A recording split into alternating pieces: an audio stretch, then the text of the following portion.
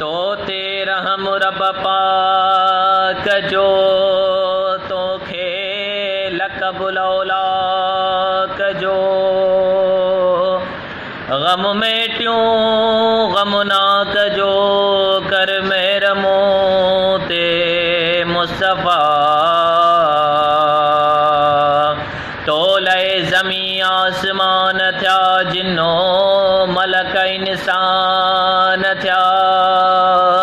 तो सा वॾा एहसान थिया कर मेरा मोते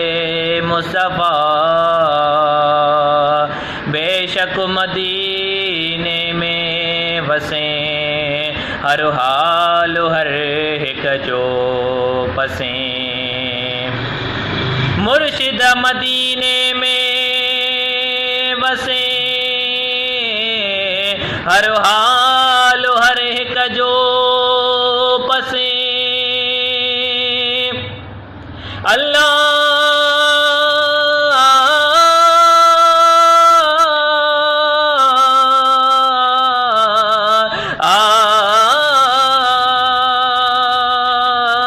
मुर्शिद मदीने में वसे हर हाल हर हिक जो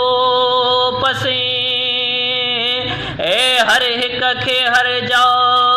थो रसे हर हिक खे हर जा थो रसे कर मेरा मोते मुस्तफ़ा मूं कयूं मदायूं एतिरियूं नाहिनि से लेखण जे तिरियूं वारिय कणनि खां वे किरियूं कर मेरा मोते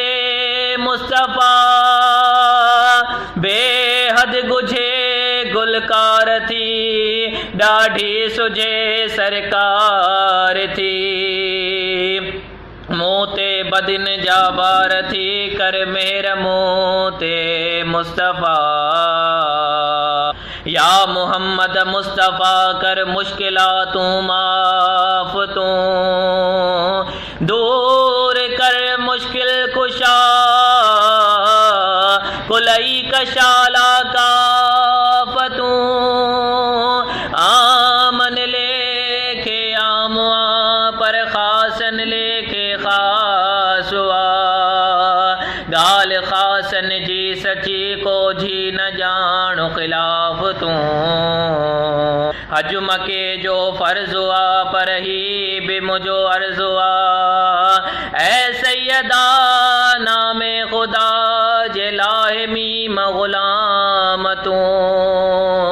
या मोहम्मद मुस्तफ़ा कर मुश्किलातूं माफ़ तूं ऐ दूर कर मुश्किल कुशा कुलई कशाला काफ़तूं अल्लाह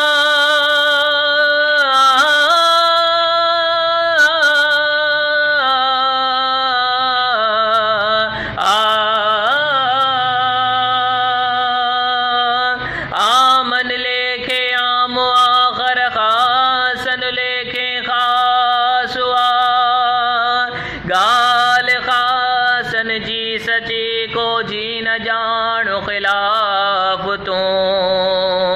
मीमवारी माम म्याना मिले मुर्शिद बिना तोड़ बाजी बाजणी मुर्शिद संदे औसाफ तूं सहसे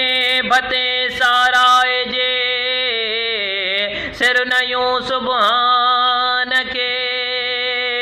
हर दम हज़ारे हमद जे हर का कजन हनान के मुड़न की न बदमन मऊ अल्लाह जे एहसान के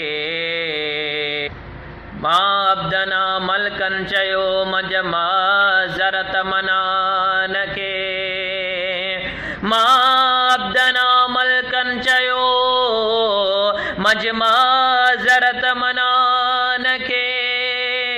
मां सिवा का मुँह मथे क्युम मेहनतूं वदान के सबब जे सरदार जे आहे जोड़ियो रब जहान के सो वसीलो मां वठी रोई चवार मान के ए कर देरी दरगाह मां मकसद सिगो मोहताज जो रखो या रसूल अल्लाह तो बानिय मथे हथ बाझ जो अल्लाह